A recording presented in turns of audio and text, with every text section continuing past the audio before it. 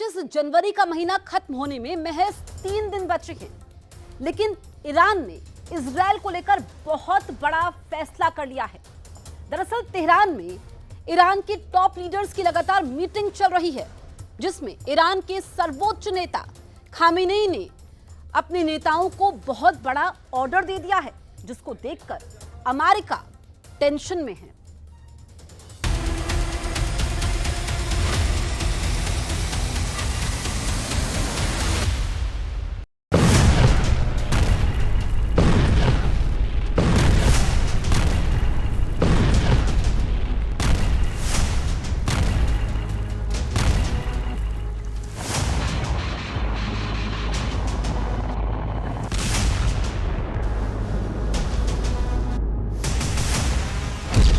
युद्धाभ्यास नंबर 1, युद्धाभ्यास नंबर 2, युद्धाभ्यास नंबर 3, युद्धाभ्यास नंबर 4। आग बहुत ज्यादा है। अंगारे ऐसे जो एक नहीं, दो नहीं, कई वॉर जोन बन कई बहुत से देशों को जला सकते हैं। ईरान जनवरी के महीने में 4 युद्धाभ्यास करके आखिर क्या दिखाना चाहता है? जनवरी में ही इतनी फायर पावर, तो फरवरी में क्या होगा? क्या फरवरी 2025 में शुरू होने वाला है इजराइल और ईरान का सबसे बड़ा युद्ध?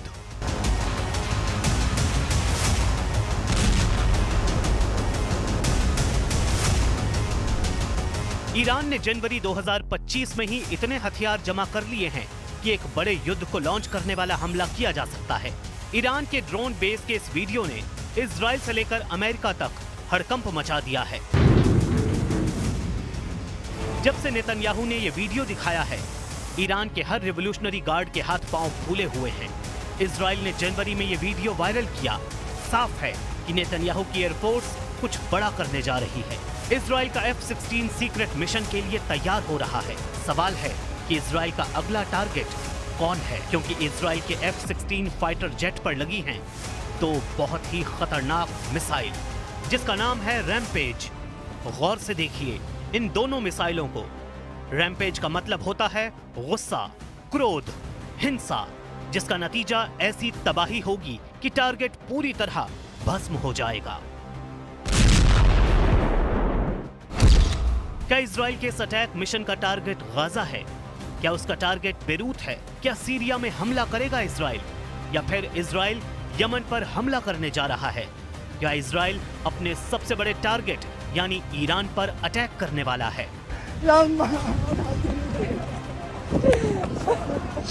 गाजा और लेबनान में युद्ध रुक चुका है। इजराइल और फिलिस्तीन दोनों तरफ के बंधक और कैदी रिहा हो रहे हैं। लाखों फिलिस्तीनी अपने तबाह हो चुके घरों को लौट रहे हैं। यमन को लेकर भी इजराइल ज्यादा आक्रामक नहीं है। ऐसे में सवाल है कि इजराइल के F-16 पर लगी इन रैम्पेज मिसाइलों के टारगेट पर कौन है? इस मिशन की ज्यादा जानकारी नहीं दी गई, लेकिन इस F-16 फाइटर की उड़ान के तेवर बता रहे हैं कि इजराइल लॉन्ग रेंज मिशन को अंजाम देने जा रहा है, और वो भी एक नहीं बल्कि दो रैम्पेज मिसाइलों के साथ। एक बार फिर देखिए, दाहिने और बाएं विंग पर एक रैम्पेज मिसाइल लगी हुई है। रैम्पेज एक एयर लॉन्च्ड मिसाइल है जो जमीनी टारगेट पर वार करती है। इस मिसाइल की रेंज 250 किलोमीटर तक है, यानी विमान दुश्मन से 250 किलोमीटर दूर रहकर उस पर हमला कर सकता है। इसकी रफ्तार भी गजब की है। ये 1 सेकंड में 550 मीटर की दूरी तय करती है। ये अपने टारगेट के सिर्फ 10 मीटर के दायरे में गिरती है, यानी ये मिसाइल बहुत ही सटीक है।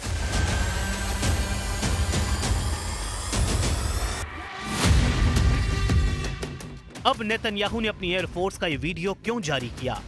इसके पीछे साफ मैसेज है कि इजराइल अपने दुश्मनों को 250 किलोमीटर दूर से मारेगा और उनको पता भी नहीं चलेगा कि हमला हुआ कहां से।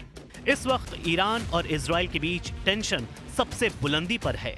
एक तरफ नेतन्याहू का वॉर कैबिनेट गाजा, लेबनान और सीरिया के मोर्चे पर खुद को जीता हुआ साबित कर रहा है। अब अमेरिका में डोनाल्ड ट्रंप राष्ट्रपति बन चुके हैं, और बड़ी खबर यह है कि बेंजामिन नेतन्याहू बहुत जल्दी वॉशिंगटन डीसी जाकर डोनाल्ड ट्रंप से मिलने वाले हैं, और इस मुलाकात का एजेंडा ईरान होगा। इसकी पूरी गारंटी नजर आ रही है। यही मुलाकात इस वक्त ईरान का सबसे बड़ा खौफ बन चुकी है। ईरान और इजराइल का 2024 वाला मुकाबला अब 2025 में दाखिल हो चुका है। 1 अक्टूबर 2024 को ईरान ने इजराइल पर 200 मिसाइल फायर की। 26 अक्टूबर 2024 को इजराइल ने ईरान पर जवाबी अटैक किया। अब इंतजार है ईरान के काउंटर अटैक का। सवाल है कि क्या जनवरी में ही ईरान इजराइल पर बड़ा हमला कर सकता है? अगर ऐसा हुआ तो क्या फरवरी 2025 में शुरू होने वाला है इजराइल और ईरान का सबसे बड़ा युद्ध? इसलिए ईरान के युद्धाभ्यास नंबर 1, युद्धाभ्यास नंबर 2, युद्धाभ्यास नंबर 3 और युद्धाभ्यास नंबर 4 की बहुत ज्यादा चर्चा हो रही है। ऐसी ही वॉर एक्सरसाइज में इजराइल और अमेरिका के बड़े अड्डों और उनके सबसे खतरनाक वेपन सिस्टम को तबाह करने की तैयारी की गई है। जिस तरह ईरान में इजराइल के हमले को लेकर खौफ छाया हुआ है, उससे ईरान के सर्वोच्च नेता अली खामेनेई और उनके कमांडर बहुत अच्छी तरह वाकिफ हैं। ईरान के चप्पे चप्पे पर इजरायली अटैक के साइलेंट सायरन बज रहे हैं। तेहरान, इस्फहान, किरमान, शिराज, कूम, बुशहर, यज़्द, इस वक्त ईरान के 25 शहरों में ऐसा अलर्ट है। ईरान में हाल ये है कि अब राजधानी को तेहरान से हटाकर दक्षिण में ले जाने की बात हो रही है। वजह तेहरान की बढ़ती आबादी और पर्यावरण के मुद्दे बताए जा रहे हैं, लेकिन इसकी सच्चाई खामेनेई और उनके कमांडर बहुत अच्छी तरह जानते हैं। वो ये कि अब ईरान का कोई शहर इजराइल की पहुंच से दूर नहीं है और इसकी गारंटी इजराइल की एयरफोर्स बार बार नेतन्याहू को दे रही है।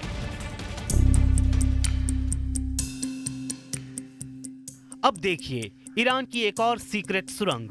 ईरान ने यह वीडियो जारी करके अमेरिका की नौसेना में खलबली मचा दी है।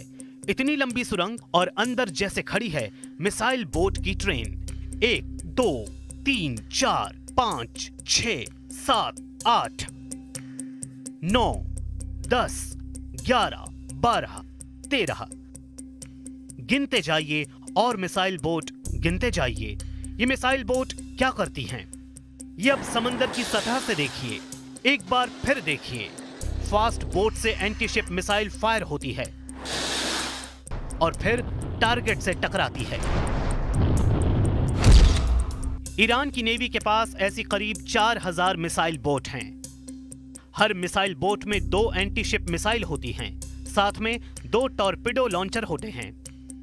ये मिसाइल बोट 25 से 35 किलोमीटर की रेंज में दुश्मन के जहाज को तबाह कर सकती है।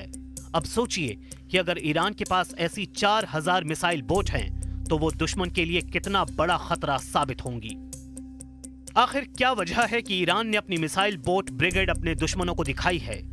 क्यों इस अंडरग्राउंड टनल में मिसाइल बोट को छुपा कर रखा गया है?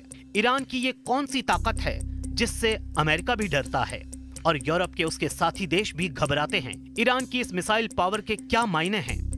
حجم وسیعی که امروز دیدیم در مجموع بخش کوچکی از توان نیروی دریایی سپاه است که ظرف سالهای گذشته تا به امروز इस अंडरग्राउंड टनल का मुआयना करने ईरान के 2 बड़े जनरल पहुंचे। रेवोल्यूशनरी गार्ड के कमांडर जनरल हुसैन सलामी और रेवोल्यूशनरी गार्ड के नेवल डिवीजन के कमांडर जनरल अलीरेजा तंगसीरी। ईरान बता रहा है कि उसके कमांडर हथियारों का सिलेक्शन फाइनल कर चुके हैं और अब दुश्मनों को कोई डिस्काउंट नहीं मिलेगा। ईरान हर मोर्चे पर अमेरिका और इजराइल को ललकार रहा है।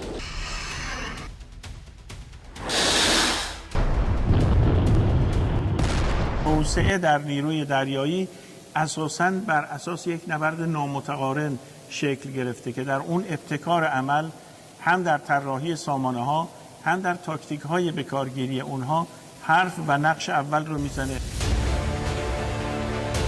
ईरान क्यों इतना आक्रामक है? गाजा में सीज फायर और सीरिया में जुलानी के कब्जे ने पश्चिम एशिया के अंदर 1 महीने में ऐसा क्या बदल दिया कि ईरान को लग रहा है कि अब उसे एक नए वॉर जोन के लिए तैयार रहना होगा। ईरान को सबसे बड़ा खतरा अपने परमाणु अड्डों को लेकर है।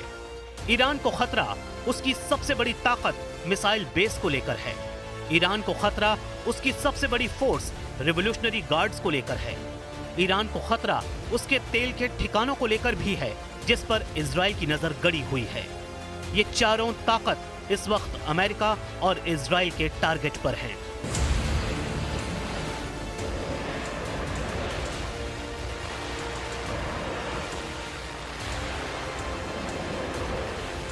ईरान के आसपास अरब सागर में इस वक्त अमेरिका के समुद्री बेड़े एक्टिव हैं। रात भर उड़ान भरी जा रही है। फाइटर जेट, टोही विमान, सभी एयरक्राफ्ट कैरियर से टेक ऑफ कर रहे हैं।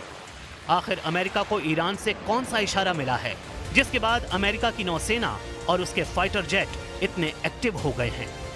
इसलिए अगर किसी को लग रहा है कि गाजा में सीज फायर से युद्ध रुक जाएगा या लेबनान में युद्ध विराम से जंग रुक जाएगी, लाल सागर में इजराइल और अमेरिका के जहाजों पर हमले खत्म हो जाएंगे, तो ईरान की नई तैयारी वो गलतफहमी दूर कर देगी। पहला सिग्नल, ईरान के अंडरग्राउंड मिसाइल बेस, जिसका वीडियो ईरान बार बार दिखाता रहा है। यही इजराइल और अमेरिका का सबसे बड़ा खौफ है। दूसरा सिग्नल, ईरान की नौसेना का अंडरग्राउंड मिसाइल बोट टनल, जो अमेरिका के वॉरशिप को डुबोने के लिए तैयार की गई है। तीसरा सिग्नल, ईरान का ड्रोन अड्डा, जिसमें 1000 से भी ज्यादा नए ड्रोन बनाकर इजराइल और अमेरिका को ललकारा गया है।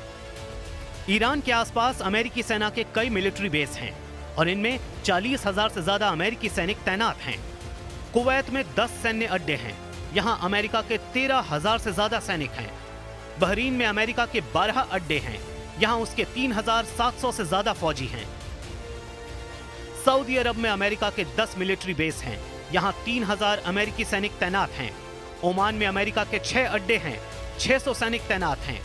यूएई में अमेरिका के 3 अड्डे हैं, 5,000 सैनिक तैनात हैं। कतर में अमेरिका का सबसे बड़ा मिलिट्री बेस है, यहां 13,000 अमेरिकी सैनिक हैं। ये वो देश हैं जहां से ईरान बहुत ज्यादा करीब है। इस बड़े खतरे और यहां से लॉन्च होने वाले किसी भी हवाई हमले को लेकर ईरान की तैयारी बहुत आक्रामक है।